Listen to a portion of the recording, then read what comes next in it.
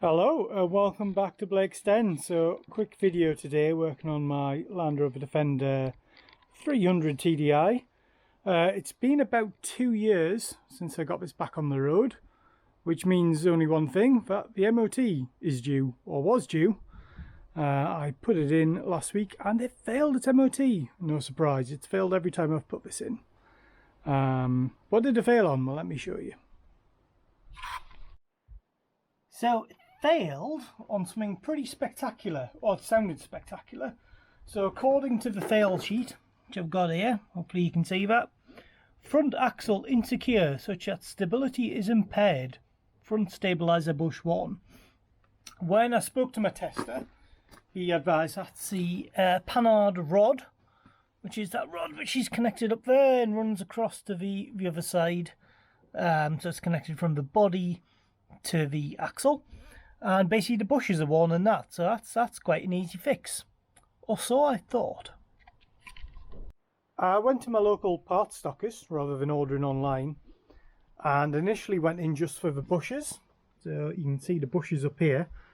In the end, ended up buying a whole new arm. The company advised that it's much easier to change the entire arm, particularly on an older vehicle. The bushes are very difficult to get out. I don't have a hydraulic press, so yeah, it will be difficult to get out on an original part which is nearly 30 years old and will be sea solid. They also advise as well that the nuts and bolts often break when you need to cut them to get it off. So I got new nuts and bolts at both ends as well. So it should be a simple case of unbolting the old one and bolting this new one on. So let's see if that is the case. So here we are looking underneath. You can see that the bolt is very, very rusty, so I need to attack that with some WD-40 first. If you're wondering what the Panard rod does, it basically attaches the axle to the body and constrains that laterally to stop the axle from wandering sideways. And it was invented by the Panard motor company in France early the 20th century, hence why it's called the Panard rod. So all very simple, it's just a long bar attached to the body at one end and attached to the axle on the other. So right, I'm going to hit that with WD-40 and then I'm going to get the I'm not sure if I can get the impact gun on that. We'll see what we can do. So you can see here what some of the problem is. I've got a 22 spanner on the back there. I've got my 22 on the impact gun. And I cannot get that in unless I use force or a wobble. But I am going to wobble for one of these. Dropping the or raising the car won't make a difference. Changing the suspension height because the distance between the two is still relative. So I think I'm going to have to go at this old school and use the breaker bar. So that's going to be my next tool to get out the garage. Let's see if this will turn. Obviously, if you get the nut on the socket on all the way. It's quite awkward to do this because I haven't really got a good position to push from.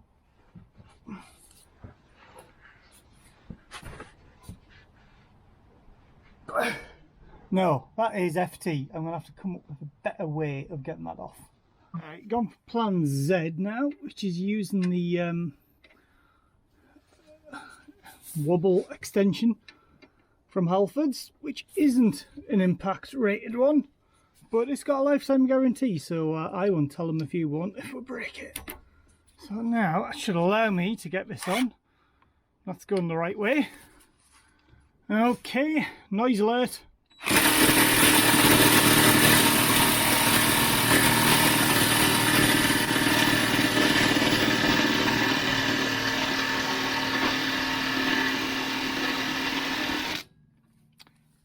I don't think that's going to come off without putting up a fight. I'm going to try putting some heat onto it now and see if that'll help to free everything off. Well, it's going to be quite difficult to get heat onto the back of it, but I'll give it a go.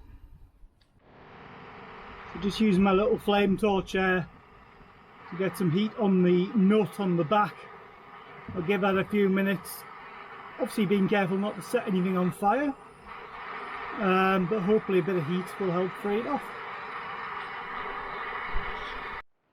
After more heat, all I've been able to get is a very small turn out of it. It is really stubborn.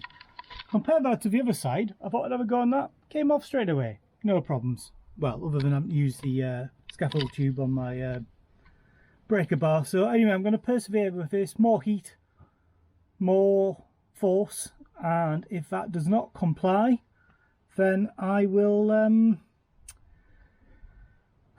cut it off. Really, that's probably only the next option, to cut off the nut. Just giving it a load more heat again, and we'll try once more to see if we can get this to move. See, part of the problem is just getting in. It's trying to get enough torque on the breaker bar is quite tricky. So in fact, let me just move you. I'll move you to there. There's less chance of me hitting you.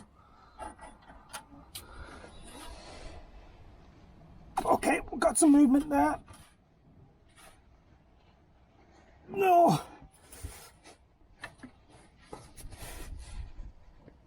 Oh, see, that was just the whole thing turning until the slack got taken up in the spanner.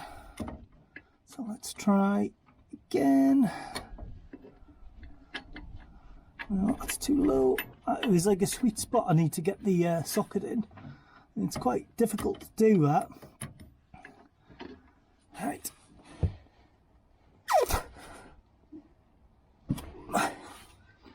Now I'm going to try and get the scaffold tube on there and see whether that will break it off. I'm not even sure whether I'll be able to get in with the scaffold tube.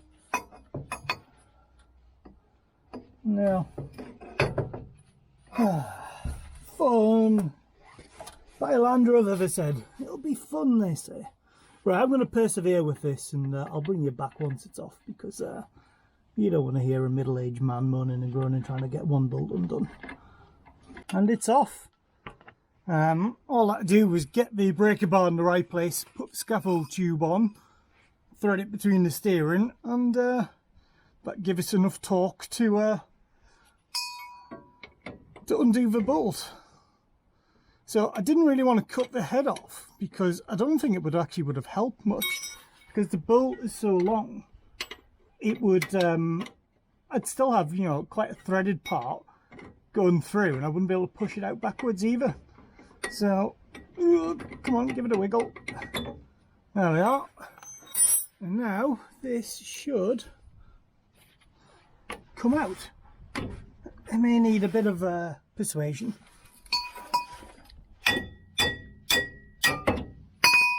There we are, consider it persuaded. And just a case of knocking it out at the other end.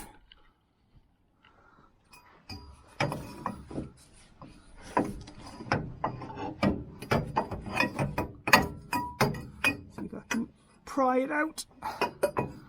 Of course, I'm using the completely wrong tool for the job here, but you know, scaffold bar has many uses. Right, I shall wrestle that one out and then bring you back. That is the arm out. Straight away you can see the problem is this bush is completely collapsed. That should not be loose. If you look at the other end, it's sort of integrated and solid and ain't going anywhere. Interestingly, this end was the end I got off easily, and this end was the end which was very difficult to get off. So I don't think the amount of heat I applied to this caused the bush to melt.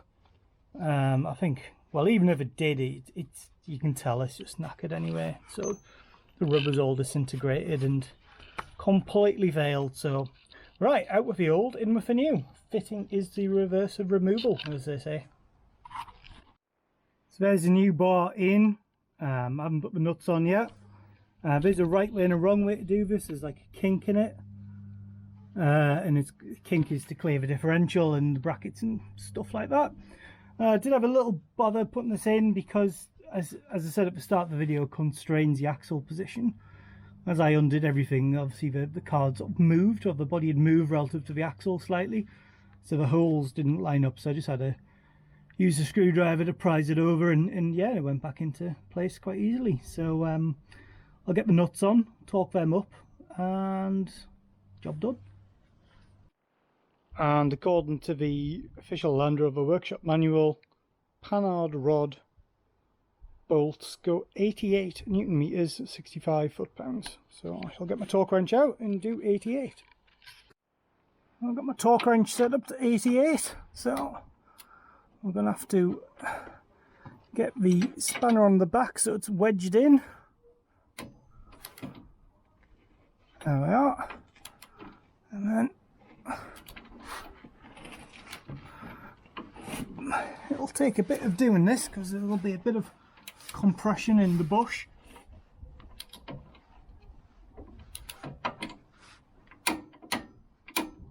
There we are, 88 Newton meters.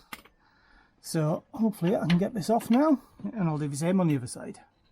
And just like that, the job is done.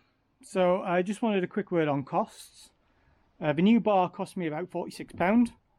The new bolts were £4 each, and the nuts were 70p each. I could have potentially reused these. I didn't know if I would have to cut them off.